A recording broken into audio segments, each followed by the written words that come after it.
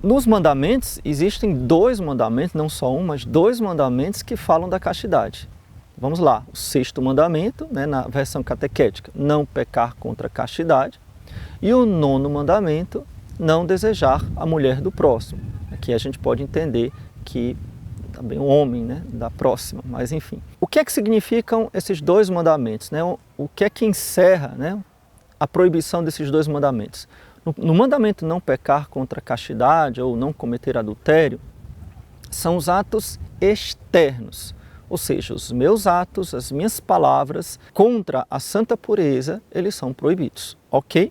E no nono mandamento, não desejar a mulher do próximo, são os atos internos.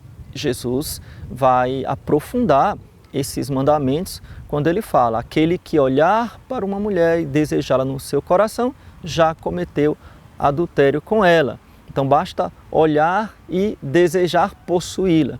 Então já cometeu adultério. Ou seja, o pecado contra a castidade, a impureza, não é só um ato externo, mas é também um ato interno. E melhor ainda, é melhor dizer que ele nasce internamente antes de ser externo.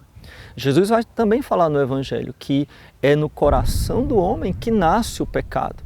Então, o pecado não é simplesmente um ato externo. Um ato externo pode ser um acidente. Eu acidentalmente posso matar uma pessoa, isso não é pecado. Agora, eu desejar matar é pecado. Eu desejar trucidar alguém é pecado. E é o princípio do assassinato. O assassinato começa no coração e todos os outros pecados começam no coração. Nós vamos descer um pouquinho mais nessas considerações, dando exemplos, sobre aquilo que nos atos externos pode ou não ser pecado. Mas eu queria agora aprofundar um pouco ou esclarecer melhor o que seriam os pecados internos. O que é pecar contra a castidade dentro do meu coração? Então, e quando é que isso é pecado? Porque muitas vezes há uma confusão entre tentação e pecado, certo? Então, quando é que um ato interno é pecado? Quando ele é feito com deliberação. Ou seja, um ato da minha vontade. Sem vontade não existe pecado. Então, quando eu deliberadamente construo uma imaginação impura, quando eu deliberadamente quero sentir prazer com aquela cena que eu vi, com aquela pessoa que eu vi, e eu começo a fantasiar deliberadamente, então, e me demoro nessa fantasia, porque se eu não me demoro, pode ser uma tentação que veio na minha cabeça. Então, todos os mestres da vida espiritual falam do demorar-se no pensamento, Então, quando eu deliberadamente eu construo uma imaginação, construo até uma história, construo até uma possibilidade de cometer aquele pecado com o intuito de sentir, sim, prazer, então isso é pecado grave. Então isso se torna pecado e pecado grave. Então os pecados, e algumas pessoas têm essa dúvida ou talvez esse engano, porque nunca lhes é ensinado direito na catequese, os pecados contra a castidade não são somente os atos contra a santa pureza.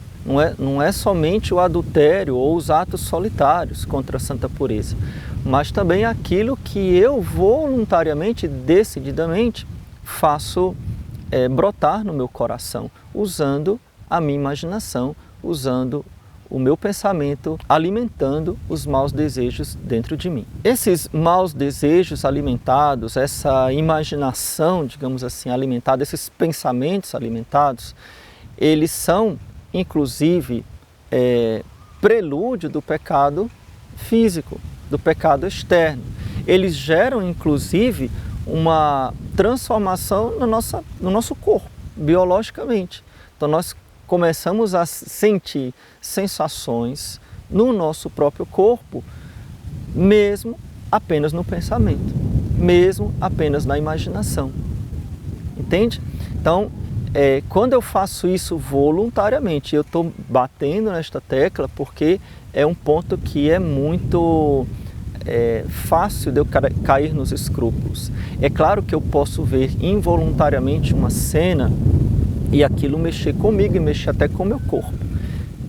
Mas uma coisa é eu ver uma cena que eu não fui buscá-la, não fui procurá-la, apareceu na minha frente. E nós vivemos num mundo hipersensualizado, hiper, mega, todos os adjetivos que você quiser colocar aí, sensualizado.